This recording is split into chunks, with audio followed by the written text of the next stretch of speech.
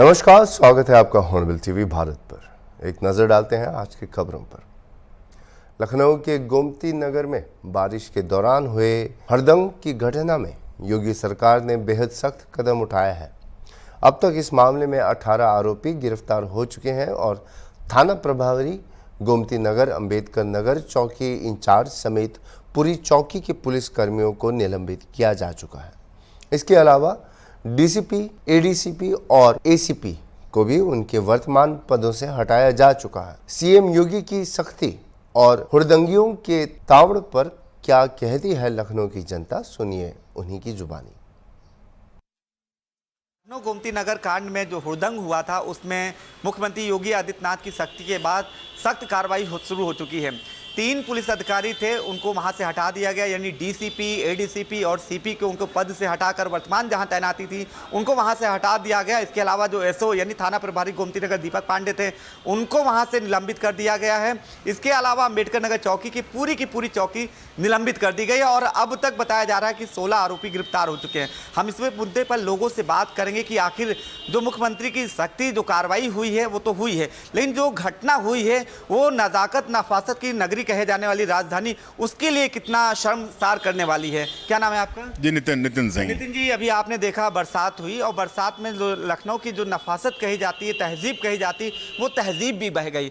जिस तरह से हुड़दंग हुआ वहाँ पे जो नवयुवक थे, आप भी युवा हैं, क्या वाकई में जिस तरह से घटना हुई उसके बारे में आपका क्या कहेंगे? नहीं, ये घटना बहुत ही शर्मसार करने वाली है और ख़ास करके जब हम बात तहजीब की करते हैं, हम बात अदावत की करते हैं, तो लखनऊ का अपना एक अलग क्षेत्र है।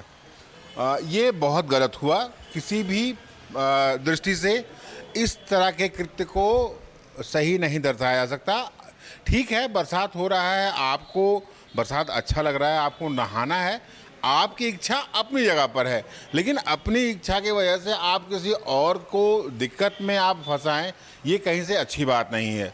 और जहाँ तक बात माननीय मुख्यमंत्री जी का है, इन पर हमें पूर्ण विश्वास है कि समाज में किसी तरह की भी कोई भी गंदगी अगर होती है तो तुरंत उसका निवारण करते हुए, सफाई करते हुए, वो कानून को उपरोक्त रखते हुए और किसी एक को विशेष चेहरा ना देखते हुए, विशेष जाति ना देखते हुए वे कार्रवाई करते हैं, जिसके लिए हम वाकई में उनके शुक्रगुजार हैं। देखिए, हम और भी लोगों से बात करेंगे। सर, आप भी काफ़ी उम्रदराज भी हैं, आपके भी बच्चे होंगे, लेकिन जिस तरह से घटना हुई बरसात में, जिस तरह से युवकों ने हंगामा किया और अभद्रता की राहगीरों से की, चाहे उसमें सरकारी मुलाजिम, आपने देखा था कई गाड़ियाँ सरकारी थी, वहाँ गाड़ियाँ खोल के उसमें बदतमीजी कर रहे थे, युवती से भी बदतमीजी की, अभद्रता की। हालांकि सख्त कार्रवाई हो रही, इस कार्रवाई के बारे में आप क्या कहना चाहेंगे और जो घटना हुई है उसके बारे में क्या कहना चाहेंगे? जो घटना हुई है वास्तव में समाज और देश सब शर्मसार है। इस तरीके की घटनाओं की पुनरावृत्ति नहीं होनी चाहिए।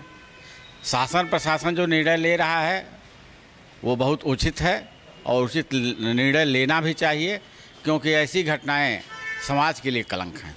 अच्छा, जिस तरह से बलिया में कांड हुआ, आपने देखा, नरही चौकी नरही इंस्पेक्टर थे पन्ने लाल और पूरी वहाँ चौकी सस्पेंड करे।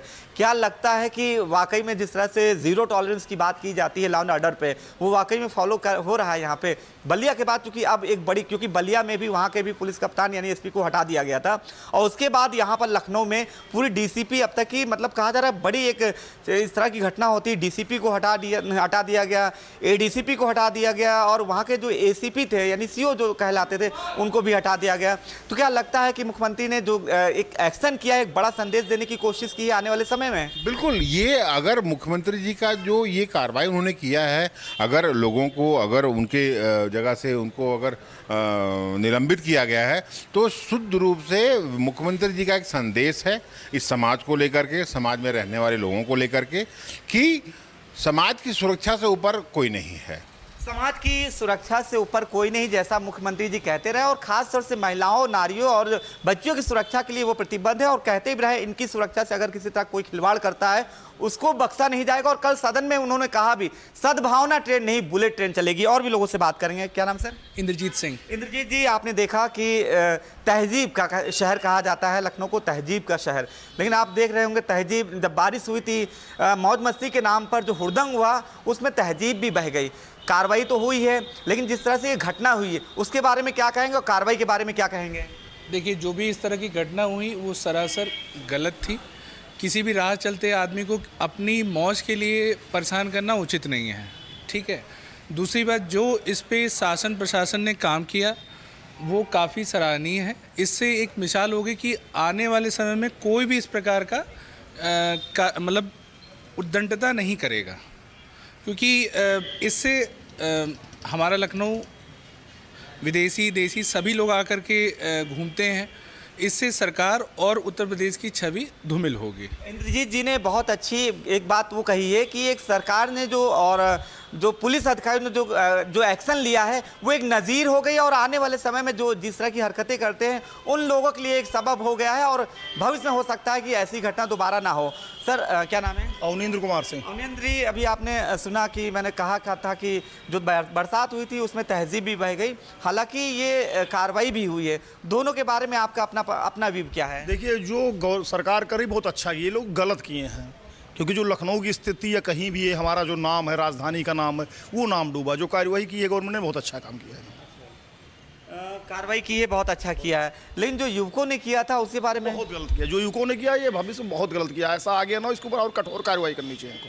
चलो संदेश ऐसा तो नहीं है कि मुख्यमंत्री जी को सदन में कल बोलना था, इस वजह से इस तरह की कार्रवाई हुई? ऐसा नहीं कि मुख्यमंत्री जो है तुरंत डिसीजन लेते, कोई भी डिसीजन का देख लीजिए, आपका मुख्यमंत्री जी का तुरंत डिसीजन होता है, उस पर कार्यवाही भी ये लोग कर रहे हैं। ये डिसीजन तो अपना लिए हैं, डिसीजन ये जो सही है ये। अच्छा, हम और भी लोगों से बात करते हैं। आप भी काफ़ी युवा हैं, आप जैसे युवा ही वहाँ हुड़दंग कर रहे थे, क्या कहेंगे इस चीज़ को लेकर? यही कहेंगे कि भाई बारिश हो रही है, मौज मस्ती करी जाए, वो सही है, लेकिन जैसे कोई निकल रहा है तो उसके ऊपर पानी डालना, गिराना, महिलाओं को छेड़ना, ये चीज़ें गलत हैं। और इस पे योगी आदित्यनाथ जी जो हैं हमारे माननीय मुख्यमंत्री जी, उन्होंने जो एक्शन लिया है बहुत सही लिया है। जैसे भविष्य में आगे चल के ऐसी कार्रवाई अगर हो तो इससे आदमी पहले से ही दूर रहे। ठीक है, देखिए सबकी अपनी अपनी बातें थी और सब ने एक सुर में कहा कि जो एक्शन हुआ है वो बहुत अच्छा एक्शन हुआ है मुख्यमंत्री योगी आदित्यनाथ की तरफ से। और ये घटना जिस तरह से जो एक्शन हुई, कड़ी कार्रवाई है, आने वाले उन युवकों के लिए सबक है जो इस तरह की हरकत, मतलब ये है कि अब उस तरह की हरकतें करने के लिए 10 बार नहीं 100 बार सोचेंगे कि अगर करते हैं तो उनके साथ क्या होगा। फिलहाल जिस तरह से लोगों ने कहा, मौज मस्ती अपनी अलग है, मौज मस्ती वहाँ तक सीमित है जहाँ तक कि किसी को दूसरे की दिक्कत ना है। अगर बात है लॉ एंड ऑर्डर की, तो साफ लोगों का कहना है जिस तरह से जो कार्रवाई हुई है, जिस तरह से मुख्यमंत्री जी भी कहते रहे हैं कि लॉ एंड ऑर्डर को लेकर खासतौर से महिला, युवा या युवती और या फिर बच्चों को लेकर उनको भी अगर किसी तरह की कोई दिक्कत होती है तो किसी भी तरह से अपराधी को बख्शा नहीं जाएगा। यही लखनऊ के जो गोमती नगर में जो कांड हुआ था, इसको एक बार फिर मुख्यमंत्री ने यहाँ पर सख्त एक्शन लेकर यह साबित कर दिया कि अपराधियों का यूपी में किसी तरह का कोई भी स्थान नहीं है। अगर कोई भी किसी तरह का अपराध करता है उसको किसी भी हालत में बख्शा नहीं जाएगा। वीडियो जर्नलिस्ट अनिल सैनी के साथ अनूप चौधरी, हॉर्नबिल टीवी, लखनऊ। मेहसाणा में किन्नर समाज ने स्थानीय पुलिस स्टेशन के शिकायत न लेने के खिलाफ कलेक्टर कार्यालय में शिकायत पत्र प्रस्तुत किया है। मेहसाणा और पेटलाद के किन्नरों के बीच धर्म परिवर्तन को लेकर विवाद बढ़ गया है, जिसके चलते मेहसाणा किन्नर समाज ने कानूनी कार्रवाई के लिए याचिका दायर की है। किन्नर समाज में उच्च नीच और जाति पाति का भेदभाव देखा जा रहा है और अहमदाबाद तथा पेटलाद में निचली जाति के किन्नरों को निशाना बनाया जा रहा है। इस संदर्भ में किन्नर समाज ने जिलाधिकारी को एक आवेदन पत्र सौंपा, जिसमें निचली जाति की महिलाओं पर जातिगत टिप्पणियों की शिकायत की गई। जिला कलेक्टर ने मामले की जांच के आदेश दिए हैं और संबंधित अपराध दर्ज करने के निर्देश दिए हैं।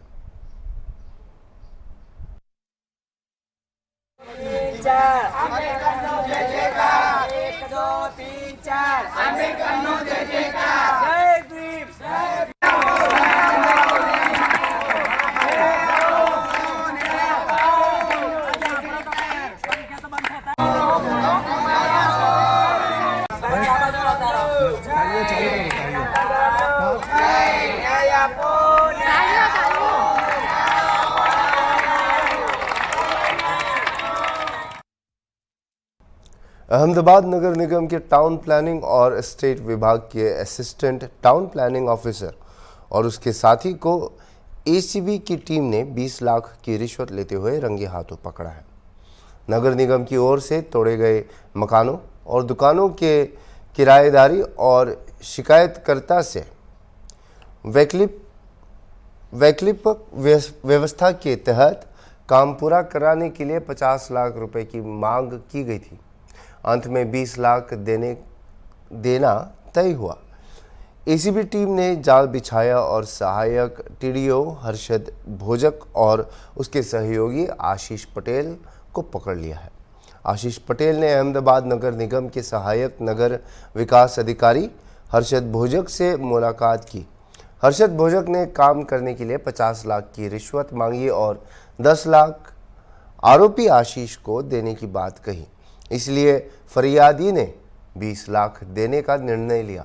जो शिकायत करता है वो रिश्वत की रकम नहीं देना चाहता था, जिसके चलते एसीबी से संपर्क किया और आश्रम रोड पर चीनो टावर में अक्षर स्पेस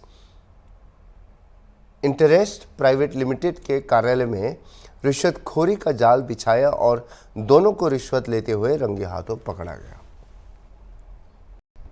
गुजरात में फर्जी टोल नाका, फर्जी पुलिस, फर्जी सरकारी स्कूल, फर्जी ऑफिस, फर्जी बाग बकरी चाय सामने आया। लेकिन गुजरात के लोगों के लिए चौंकाने वाली बात यह है कि अब फर्जी डॉक्टर भी सामने आए हैं। वो भी एक या दो नहीं, सूरत के सिर्फ 2 ही इलाकों में से 16 डॉक्टर फर्जी निकले हैं।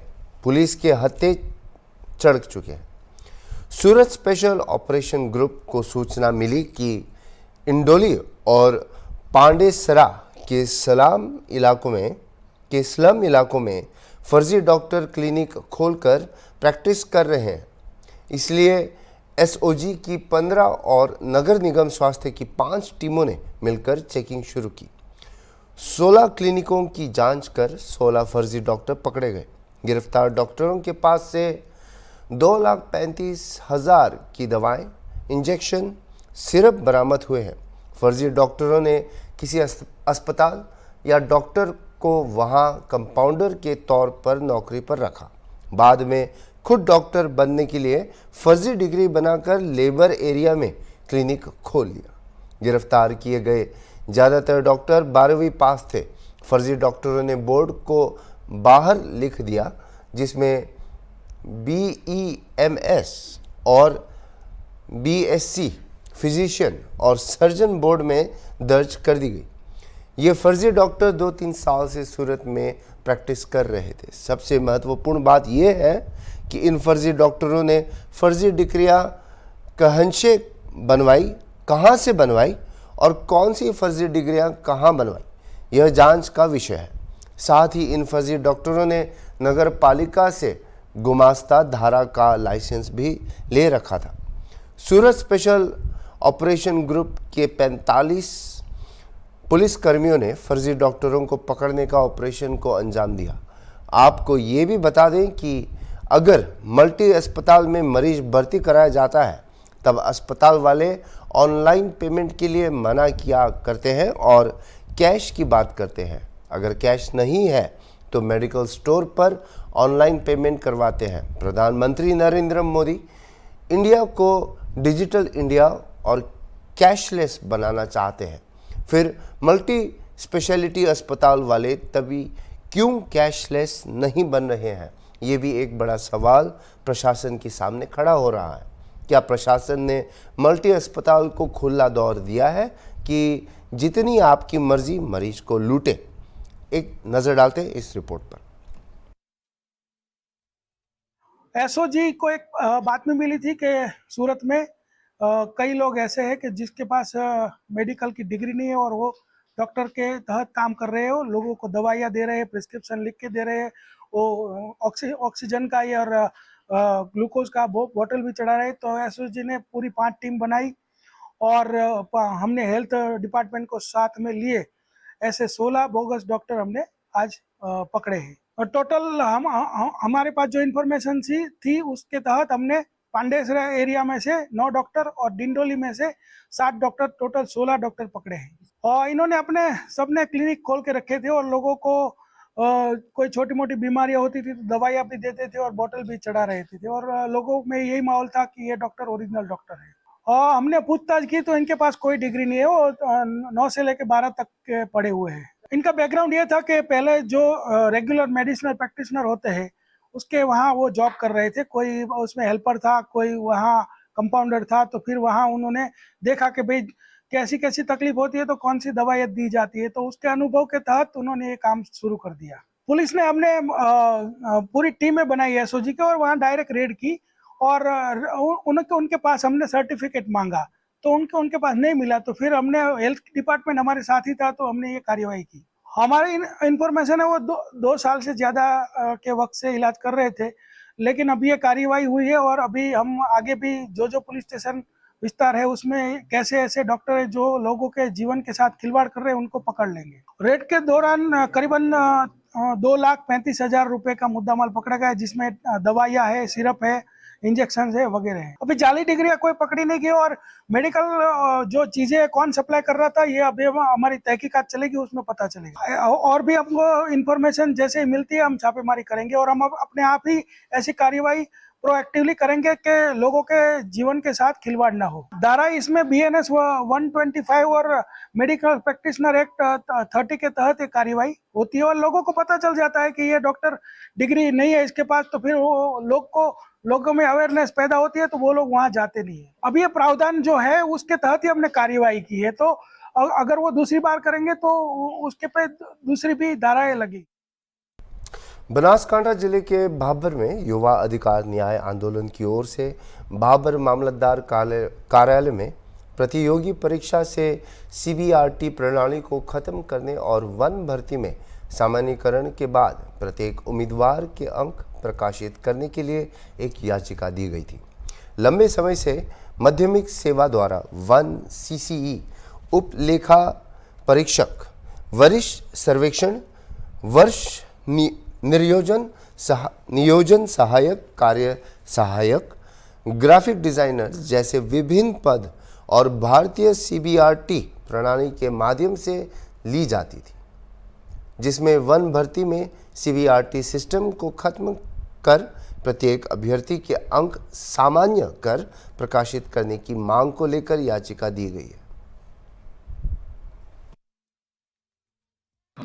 बनासकांठा जिला के बाबर तालुका में मामलतदार यानी कि एग्जीक्यूटिव मजिस्ट्रेट को हमने आवेदन पत्र दिया है। इसका विषय है कि हमारे गुजरात में GSSB बोर्ड द्वारा फॉरेस्ट की ली गई हुई परीक्षा का परिणाम जाहिर हुआ है और इसमें हमारा जो मार्क्स होता है यानी उसने दिखाया नहीं है और नॉर्मलाइजेशन करके सीधा ही उन्होंने जिस कैंडिडेट सिलेक्ट हुए उनका सीधा डायरेक्ट नाम ही उसमें सिलेक्ट किया है और जो भी उनका गुण है वो हमको बताया नहीं गया है, उससे हमको दिक्कत है। यानी GSSB बोर्ड से मैं विनती करता हूँ कि वो हमारे जो परीक्षा दी गई है उसका मार्क जाहिर करें, यानी कि मेरे को नॉर्मलाइजेशन पहले का और नॉर्मलाइजेशन हुआ उसके बाद का वो गुण जाहिर करें और वो PDF स्वरूप के माध्यम से जाहिर करें, यानी कि सभी कैंडिडेट का मार्क हमको पता चले। और इसमें कोई दिक्कत वाली बात नहीं है। हमारे भूतकाल में भी पुलिस के द्वारा ली गई हुई रनिंग का मार्क्स हमको दिखाया गया है, सभी कैंडिडेट का दिखाया गया है। तो GSSB बोर्ड यानी कि गुजरात का बोर्ड है वो उसको क्या दिक्कत है वो हमको समझ नहीं आ रहा है। और ये CBRT पद्धति है उसको अलग अलग शिफ्ट के वाइज अलग अलग पेपर दिए जाते हैं। कुछ बंदे को फ़ायदा होता है, कुछ को नुकसान होता है और उस पद्धति को रद्द करे ऐसी हमारी मांग है। मैं जिगर परमार भाबर बनासकांठा से बात कर रहा हूँ। आज मैं बात करना चाहूँगा CBRT एग्ज़ाम और नॉर्मलाइजेशन के जो गुजरात सरकार ने अभी 31 को जो रिज़ल्ट डाला है उसके बारे में, तो वो उससे हम बहुत नाखुश है। और आज हम भाबर तालुका कचहरी में जाके एग्जीक्यूटिव मजिस्ट्रेट मामलतदार ऑफिस में जाके आज आवेदन पत्र दिया है। तो वो आवेदन पत्र देने का हमारा कारण है कि जो CBRT की एग्ज़ाम है और नॉर्मलाइजेशन जो मार्क्स है उसकी वजह से बहुत सारे विद्यार्थियों और युवाओं में आक्रोश है। तो वो CBRT एग्ज़ाम को हम रद्द करने की आपसे गुजारिश करते हैं, गुजरात स्टेट और गुजरात गवर्नमेंट की और गौण सेवा पसंदगी मंडल को हम गुजारिश करते हैं कि आप वो रद्द कीजिए। और CBRT एग्ज़ाम में कैसा होता है, आप TCS और वो सब एजेंसियाँ हैं वो गुजराती माध्यम का पूरा नॉलेज नहीं रखती है, तो वो नॉलेज ना होने के कारण बहुत सारे क्वेश्चन वो गलत हुए हैं, उसके कारण बहुत सारी शिफ्ट जो एग्ज़ाम ली गई थी, 30 से ज़्यादा वो शिफ्टों में एग्ज़ाम आपने ली, उसमें तकरीबन 200 से 300 क्वेश्चन आपने वो गलत डाले, मिस्टेक आई। कई क्वेश्चनों में ऐसा हुआ कि एक का वो क्वेश्चन सही है, एक का क्वेश्चन वो गलत हो रहा है। तो वो आप जो सारे इश्यू आ रहे हैं वो इश्यू ना आए, इसलिए आप CBRT एग्ज़ाम को रद्द कीजिए। और नॉर्मलाइजेशन की बात करें तो नॉर्मलाइजेशन आपने जो 31 जुलाई को नॉर्मलाइजेशन लिस्ट डाला है, उसमें सभी स्टूडेंट के और विद्यार्थियों के आप मार्क्स लाइन टू लाइन डालिए, किसके कितने मार्क्स है, किसके कितने मार्क्स नहीं आए, किसका ज़्यादा मार्क्स है, किसका हमारे पीछे हमारे आगे वाले का नाम क्या है, हमारे वो पीछे वाला का नाम क्या है, वो सभी आप माहिती डालिए, आप कट ऑफ मार्क्स डालिए सही। इस साल बहुत सारा हाई लेवल पे सभी डिस्ट्रिक्ट का नॉर्मलाइजेशन के बाद वो मार्क्स बहुत हाई गए हैं, तो उसकी वजह से हम सभी स्टूडेंट में आक्रोश जताते हैं और गुजरात गवर्नमेंट और गौण सेवा पसंदगी मंडल से गुजारिश करना चाहते हैं कि आप वो नॉर्मलाइजेशन कैसे करते और फिर से वो नॉर्मलाइजेशन करें और मार्क्स हमें सही तरह से बताएं। धन्यवाद। गुजरात में चांदीपुरा वायरस ने हड़कंप मचा हुआ है। गुजरात में अब तक वायरस को लेकर 54 बच्चे की मौत हो चुकी है। आज पाटन जिला में भी चांदीपुरा वायरस ने एंट्री कर लिए और चांदीपुरा वायरस को लेकर पहली मौत हुई है। पाटन जिला के सरस्वती तालुक के मोटा नायता गांव के 7 साल के बच्चे की रिपोर्ट पॉजिटिव आई थी और मोटा नायता गांव के ठाकुर प्रतीकजी नाम के बच्चे की 6 दिन के इलाज के बाद आज धारपुर सिविल अस्पताल में मौत हो गई।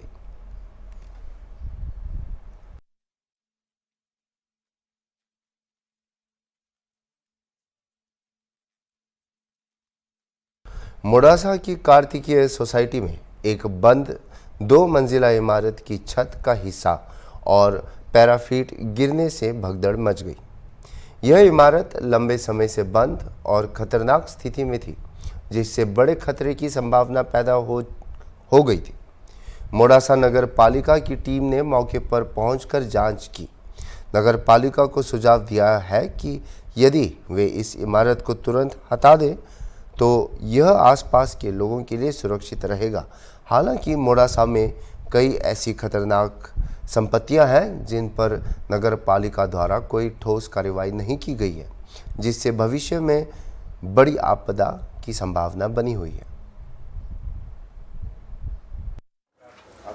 હું રાજુભાઈ સોની કાર્તિકેય કોઓપરેટિવ સોસાયટીના ચેરમેન આજરોજ અમારી સોસાયટીની અંદર મકાન નંબર 15નું આજરોજ વધુ પડતા વરસાદના કારણે અને મકાનની નબળું હોવાના કારણે આ જર્જરિત હાલતમાં હતું, જેના કારણે આ તૂટી પડેલ છે અને જેના કારણે કોઈ જાનહાનિ થયેલ નથી।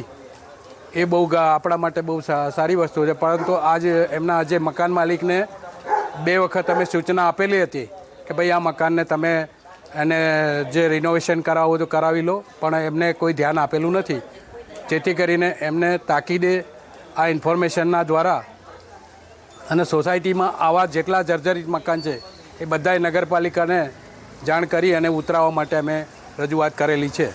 અત્યારે કોને જાણ કરી છે ઘટનાની? અત્યારે નીરજભાઈ શેઠ મેયરને હમણાં વાત કરી, તેમજ ફાયરવાળાને એમણે હમણાં મોકલ્યા છે, ફાયર બ્રિગેડના અધિકારી છે મિસ્ટર વાઘેલા, એમણે હમણાં આવે છે અત્યારે અને આજ આનું ધ્યાન દોરે છે। अभी के लिए इतना ही और खबरों के लिए देखते रहिए हॉर्नबिल टीवी।